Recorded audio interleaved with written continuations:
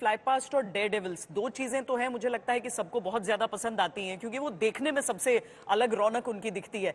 लेकिन मुझे आज एक बात बड़ी अच्छी लगी। महार रेजिमेंट जब वहां पर मार्च करते हुए उसका मार्चिंग दस्ता आया तो उसके साथ ही उसके इतिहास के बारे में जब लोग सुनते हैं और जुड़ते हैं, और ये पिता पुत्र की जोड़ी, जी पिता पुत्र की जोड़ी जो ये बताती है कि भारत में एक सैनिक अपने पुत्र को भी अपने पुत्र को या अपनी पुत्री को देश रक्षा में झोंकने में एक पल के लिए संकोच नहीं करता है। नमन है देश के योद्धाओं को। पिता पैराशूट रेजिमेंट, बेटा कैवलरी 61 कैवलरी यानी आर्मर्ड रेजिमेंट। और फाइटिंग फोर्सेस की अगर हम बात करें, इन्फेंट्री की, आर्टिलरी की, आर्मर की, पूरी सेना की अगर बात करें तो जनरल सहाय एक यूनिट के तौर पर उन्हें आना पड़ता है। एक छत्र, तभी हम युद्ध जीत सकते हैं और यही संदेश भारत पहुंचा भी पाया है। जोरावर टैंक अगर आएगा तो जोरावर टैंक को पहुंचाने के लिए, कम्युनिकेशंस के लिए जो ब्रिज लेइंग टैंक है वो 31 फीट की दूरी पार करने में महत्वपूर्ण भूमिका।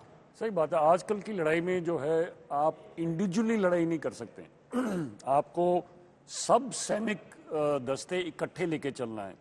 और अब थोड़ा सा आगे हो गया है कि केवल फौज नहीं करेगी, एयरफोर्स और नेवी भी इकट्ठी होके, इसलिए वो थिएटर कमांड बनाए गए हैं कि जहां आपने कोई प्रॉब्लम है, ये तीनों सर्विसेज इकट्ठे होके और जोर से उस दुश्मन को पे धावा डालें ताकि वो दुश्मन दोबारा आंख ना उठा सके।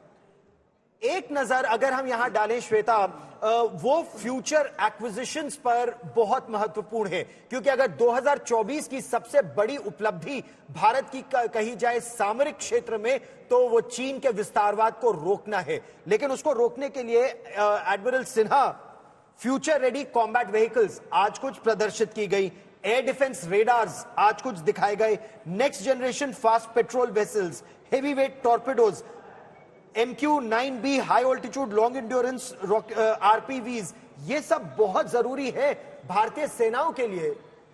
हम अभी फ्यूचर रेडी फोर्स की एक कल्पना ही नहीं बल्कि उसका निर्माण कर रहे हैं।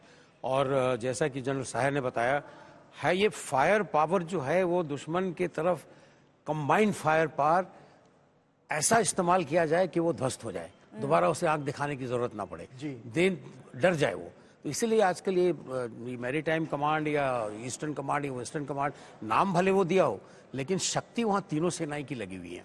चलो, मुझे लगता है कि ये जो भावुक तस्वीर है इसीलिए बार बार हम दिखा भी रहे हैं आपको कि पिता और पुत्र की जोड़ी अगर जुटती है, भारत रक्षा का संकल्प लिए, वो वर्दी धारण किए, दोनों अलग अलग रेजिमेंट्स का हिस्सा जरूर हों, दोनों की भूमिकाएं अलग अलग जरूर हों, लेकिन ये जो भावुक तस्वीर है ये हमेशा हमेशा के लिए सबके मन पे अंकित रह जाएगी। इस समय हमारी संवाददाता शिवानी शर्मा सीधे कर्तव्य पथ से हमारे साथ जुड़ रही हैं। शिवानी, फुल ड्रेस रिहर्सल तो हम दोनों ने साथ साथ देख लिया था, आज गणतंत्र दिवस की पूरी परेड आप सामने से देख पाई हैं, लोगों का उत्साह भी गजब का रहा है, प्रधानमंत्री भी सबसे मिलते हुए निकले हैं। इस समय भी मुझे ऐसा लग रहा है कि उन सबको अभी भी वो जो देशभक्ति से ओतप्रोत होकर ही आगे बढ़ रहे हैं लोग यहां से लौटते हुए।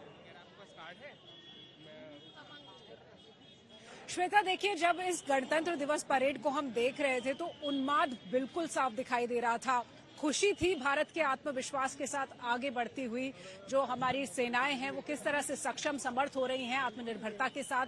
बहुत सारी चीजें ऐसी थी जो पहली बार देखने को मिली, चाहे वो प्रलय मिसाइल हो, चाहे वो ट्राई सर्विसेज की झांकी हो श्वेता, चाहे वो 5000 लोक कलाकारों का एक साथ नृत्य हो, तो बहुत कुछ नया और बहुत कुछ भावुक कर देने वाला। जैसा आपने बताया कि पिता और पुत्र की जोड़ी यहाँ पर दिखाई दी, जो लेफ्टिनेंट जनरल भुवनेश कुमार है जो परेड कमांडर है, उन्होंने तो परेड कमांड की, उनका पुत्र जो कैवलरी में है लेफ्टिनेंट आहान, वो वहां पर दिखाई दिया। उसके अलावा बहुत सारे कलाकार दूर दूर से आए और सिग्नल्स की कोर ने जो दिखाया हैरत अंगेज कारनामा, वो वाकई में हर किसी को बिल्कुल हैरत से भर दिया उस कारनामे ने।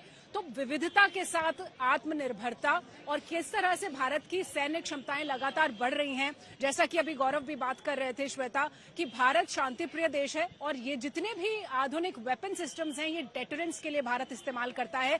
लेकिन जो भी कोई आज इस सैन्य क्षमता को देख रहा होगा वो वाकई में भारत की तरफ आंख उठाकर देखने की जुर्रत नहीं करेगा। तो बहुत ही उन्माद से भरे, उत्साह से भरे आज के ये पल रहे और प्रधानमंत्री को भी हमने देखा किस तरह। सही कहा आपने, यही संदेश। और रामधारी सिंह दिनकर ने शक्ति और क्षमा में इसका जिक्र भी किया कि सच पूछो तो शर में ही बसती है दीप्ति विनय की, संधि वचन संपूज्य उसी का जिसमें शक्ति विजय की।